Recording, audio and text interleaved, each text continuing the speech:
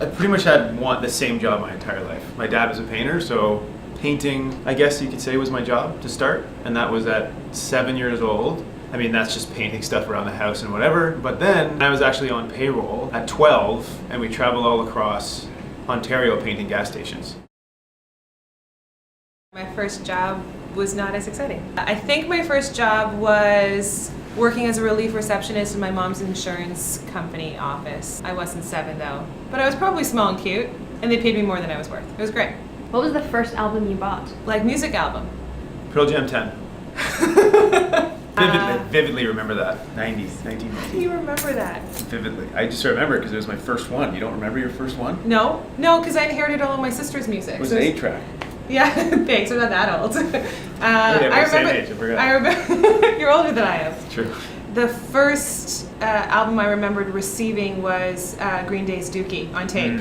So early 90s. Early 90s. Well, early 90s we kind of came online. Yeah. That's right. We were real people before then. Rebellious or goody two-shoes? It depends on the hour of the day.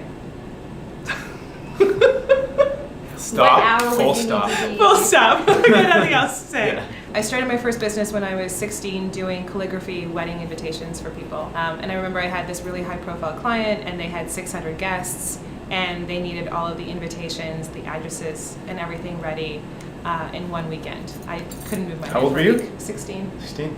Yeah. Yeah, that's young. I think I incorporated my first business, two coats painting, obviously a painting business, that's all I knew. I was still in high school. Yeah, 15 or 16. Yeah. The first thing I built was a deck at my cottage, and it's still standing. How many years ago? So that would be 30 years ago. I mean, it looked like garbage when I built it, and it still looks like garbage, but it's still there. The first thing I built, would have been Lego. I don't build as much as you do.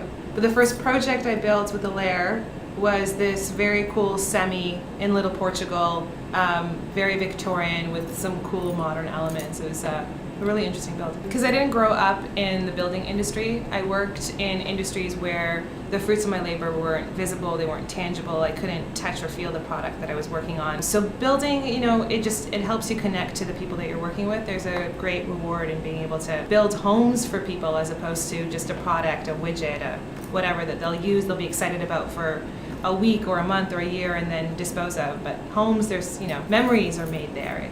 Families live there. It's very cool. There's a lot of similar business models out there, but I think that Alair puts the most emphasis on the planning phase.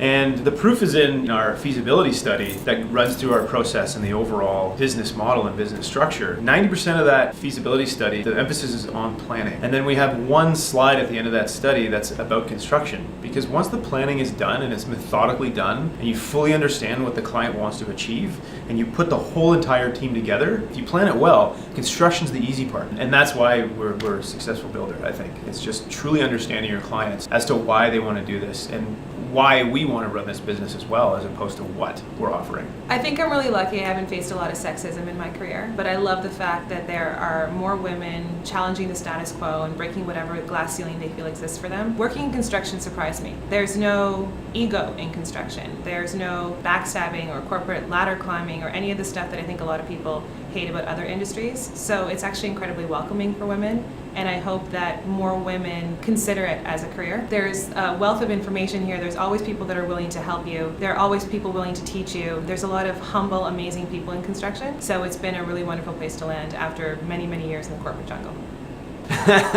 Thank you. You guys rock. Thank you. This was fancy. Yeah.